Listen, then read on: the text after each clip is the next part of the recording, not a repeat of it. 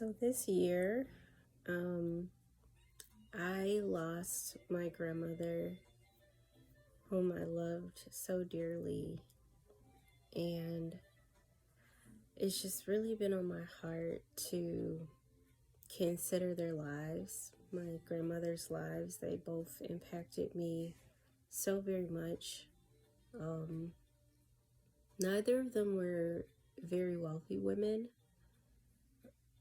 but both of them had huge funerals, and they were known by so many people. They were such phenomenal women, and they're women that I could only hope to be half as admired as either of them. Um, and I began to consider what my current life looks like and what their lives look like. And I know, and I might feel a little triggered because I saw a Facebook post about, how grandma used to cook, 2, 3 times a day, whereas women now, they don't do that as much. And I'm guilty as charged. I do not cook 2 to 3 times a day. I eat fast food a lot more than I would care to admit. But I just began to consider what made their lives so special. And I just really wanted to, you know, let you guys know about my two grandmothers and their lives a little. My one grandmother, Queen, everyone called her Granny. She lived in the projects for a good portion of her life. She worked on the aeroplanes, and she was just a phenomenal woman. She was a phenomenal woman. We would call her jokingly Queen Esther Purefoy Rucker Lindsay, because she went by all those names, was married 3 times, and she could show me on her hands the scars that she had from picking potatoes on the farm. Both of my grandmothers suffered for dementia in their later years, but my granny, she was such a woman of service. She was so poor. She lived on food stamps, but I just remember she fed so many people. She fed so many people. And when I say so many people, I mean, I found out later that people who I just knew were my cousins, my blood cousins, were not even related to me. I learned later in my life that people who are actually my aunt, were not actually her children. And she raised them all the same, raised them and their children. And I never knew. I never knew. And by the way she treated us, you would never know either. She taught me so many lessons. I just remember being a little girl, and she would say, when you hold your hand like this, nothing can come in and nothing can go out. But when you open it like this, you're able to receive and to give. And it really stood with me because that's how she lived her life. I just remember at her funeral, the person who, calls for comments, there was such a long line. You would think that the new Jordans came out. You would think that, there was some concert. You would think that some major event was happening. You were at an airport, because all of the people were lined up practically out the door to speak about how she touched their lives and how impactful she was and how great she was. This woman was such a woman of service. She dressed modestly. She honestly would wear the same 10 outfits over and over again. She kept them clean. She was neat, but she wore the same thing. And I just remember my aunts, my cousins, uncles, different people would buy her fancy clothes.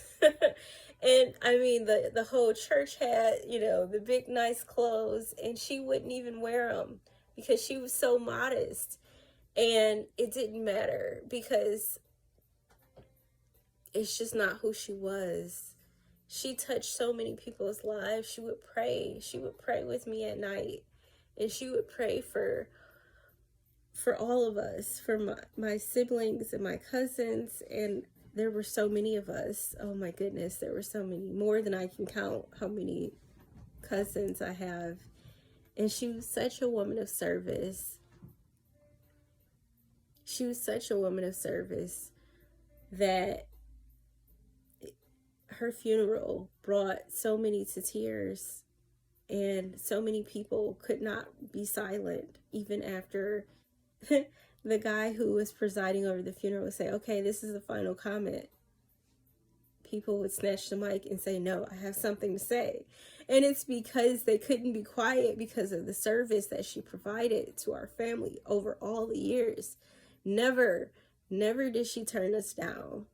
And she worked relentlessly, just feeding us breakfast, lunch, and dinner, praying for us over and over again, listening to us on our stories. Everybody in the family knew Granny's phone number because we could call her whenever. And we knew that she would be a listening ear for us. And I began to consider my own life and how I could also be of service and to admire those qualities. And it really hit me again when I lost my grandma Hannah, because similarly, this woman was such a woman of service. So many people came to her funeral and had so many things to say about her life. People I didn't even know. People in the neighborhood, people at her job, people who she'd cook for, and just constantly giving, constantly serving, constantly cooking and cleaning and preparing meals, and always smiling, always laughing. You would never know if she had an ailment in her body, because when she laughed and she would speak a word into your life, it was as if nothing else mattered in the whole world. It was as if nothing else mattered. You couldn't help but have a good time in her presence. It was as if you were at like a Dave Chappelle concert. You had to laugh in her presence. She had to crack jokes. And there was never a time where I was in her presence where she wasn't laughing and having a good time. And it carried over to her children. It carried over. All of her adult children, they couldn't help but laugh and crack jokes and have a good time. And she wasn't the most wealthy woman in the world. She worked really hard. She worked at the UAW plant. She was the president of the union. She would fight for people's jobs and really just show up for people. And it just really hit home for me, because I feel like we often look down on cooking and cleaning and being in the kitchen. Like, not me. I'm a modern woman. I'm not doing that. But for myself, because it really was a reality check for me, and I hope that we can consider these women in our lives when it's time for us to serve, when it's time for us to step up to the plate, to be a listening ear, to cook some meals for our families, that we can do it with pride, that we can do it with joy, that we can remember the hands that came before us, that we can remember those women who sacrificed, who also worked, who also cleaned, and perhaps they weren't given the gratitude that we seek today. But that foundation and their presence is never forgotten. And I'm here to tell you that at your funeral, your children aren't going to think about how decorated you are at work. Your children aren't going to think about how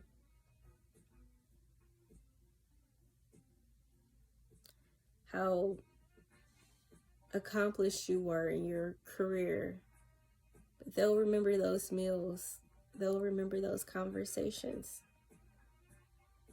They'll remember how you showed up for them